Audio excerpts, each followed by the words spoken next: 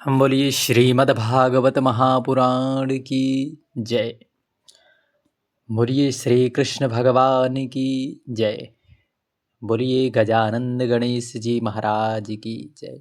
भगवान गजानंद श्री गणेश जी का स्मरण करते हुए कि इस कथा को श्रवण करने में कोई विघ्न बाधाएं ना आए, ऐसी कामना प्रार्थना करते हुए आज के श्रीमद् भागवत महत्म में भादो मास महत्म के श्रृंखला की आगे की कड़ी की कथा को श्रवण करते हैं। आइए भगवान श्री कृष्ण की छवि अपने मन मस्तिष्क में, श्री राधा रानी की छवि को मन मस्तिष्क में बसाकर आज आगे की कथा को श्रवण करते हैं।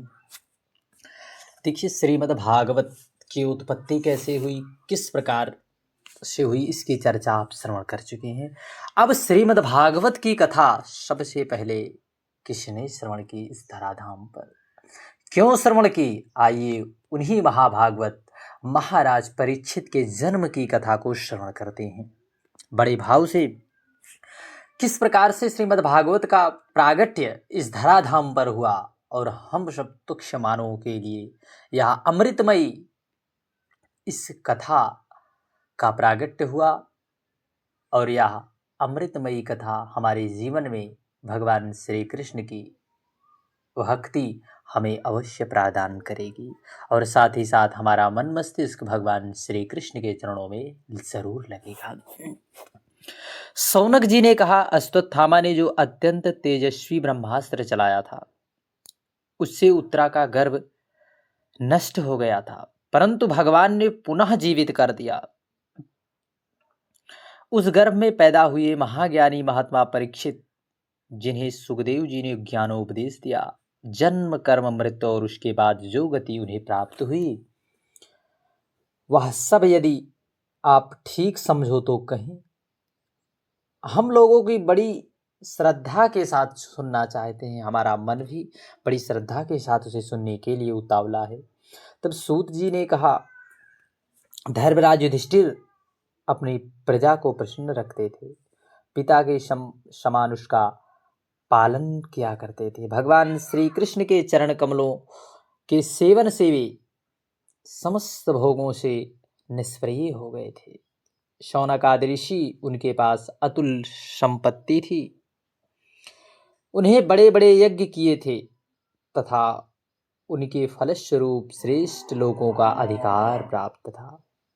उनकी रानियां और भाई अनुकूल थे, सारी पृथ्वी उनकी थी, वे जम्बूद्वीप के स्वामी थे और उनकी कीर्ति स्वर्ग तक भी फैली हुई थी। उनके पास भोगों की ऐसी सामग्री थी जिसके लिए देवता लोग भी लालायित रहा करते थे, परंतु जैसे भूखे मनुष्य को भोजन के अतिरिक्त दूसरा पदार्थ नहीं सुहाता, वैसे ही भगवान के सिवा दूसरी कोई वस्तु सुख नहीं देती। सौनक जी, उत्तरा के गर्भ में स्थित वह वीर शिशु परीक्षित जब अश्वत्थामा के ब्रह्मास्त्र के तेज से जलने लगा, तब उसने देखा कि उसकी आंखों के सामने एक ज्योतिर्मय पुरुष प्रकट हुआ। वह देखने में तो अंगूठे भर का था, परंतु उसका स्वरूप बहुत निर्मल था। अत्यंत सुंदर श्याम शरीर, बिजली के समान चमकती हुई पीतांबर धारण किए हुए, सिर पर सोने का मुकुट झलमिला रहा था।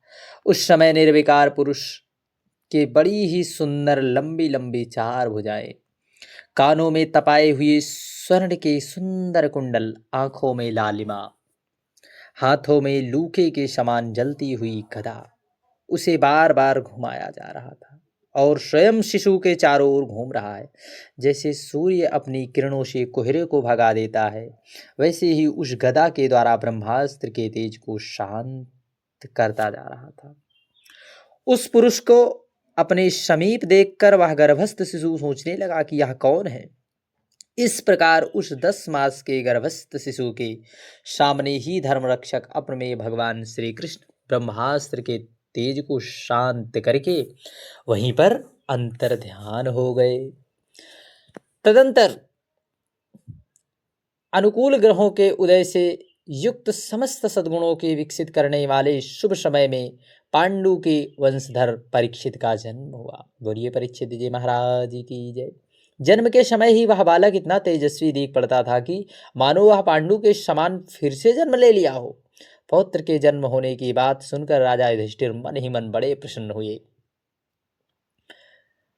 मानो उन्होंने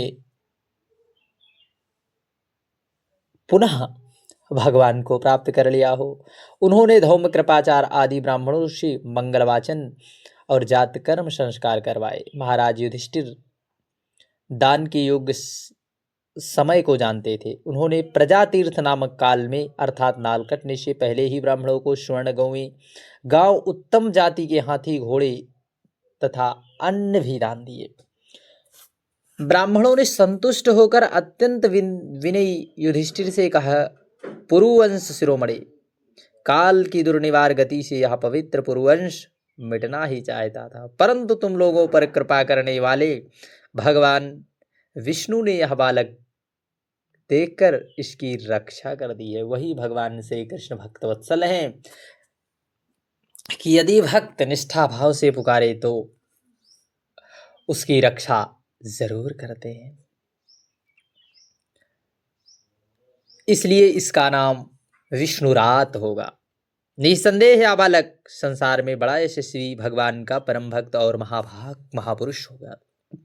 युधिष्ठिर ने कहा, महात्माओं, यह बालक क्या अपने उज्ज्वल यश से हमारे वंश के पवित्र कीर्ति महात्मा राजऋषियों का अनुसरण करेगा? तब ब्राह्मणों ने कहा, धर्मराज, यह मनोपुत्र इक्ष्वाकु के समान अपनी प्रजा का पालन करेगा तथा दशरथ नंदन भगवान राम के समान ब्राह्मण भक्त और सत्य प्रतीक होगा।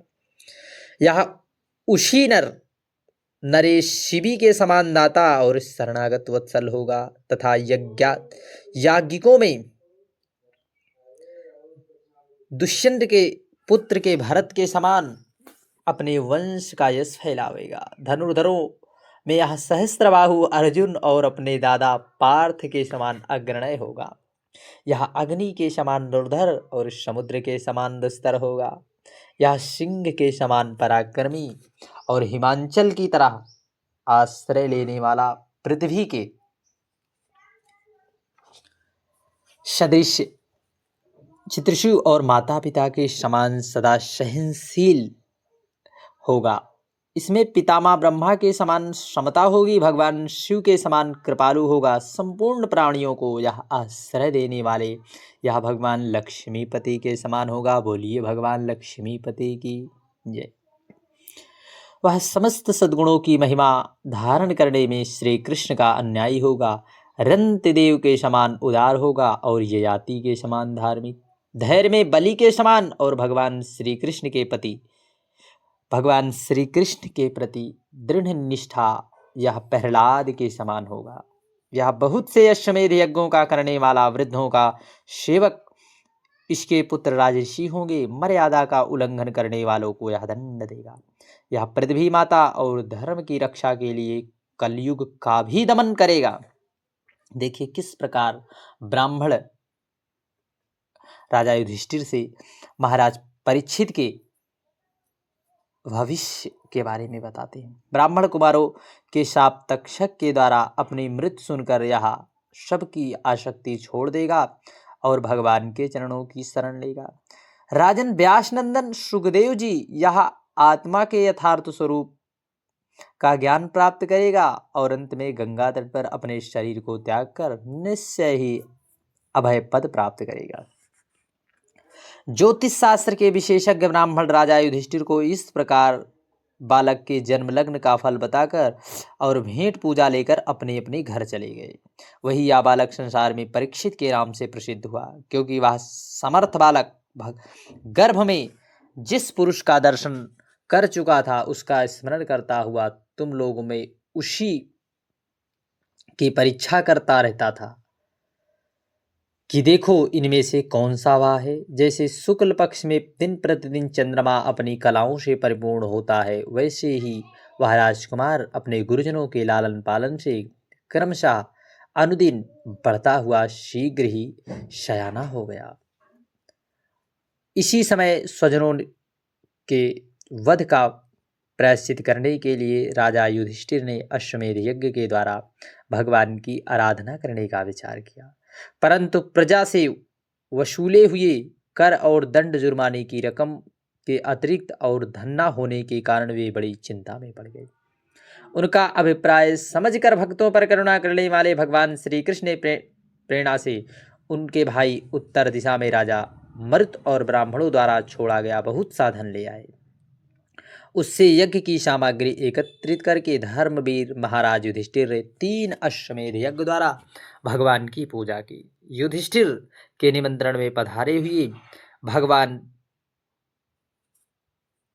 ब्राह्मणों द्वारा उनका यज्ञ संपन्न कराकर अपने सुहृदय पांडवों की प्रसन्नता के लिए कई महीनों तक वहीं रहे। सौनक जी इसके बाद भाइयों सहित राजा युधिष्ठिर और द्रौपदी से अनुमति लेकर अर्जुन के साथ यदुवंशियों से घिरे हुए भगवान श्री कृष्ण ने द्वारका के लिए प्रस्थान किया। हरे कृष्ण, राधे कृष्ण।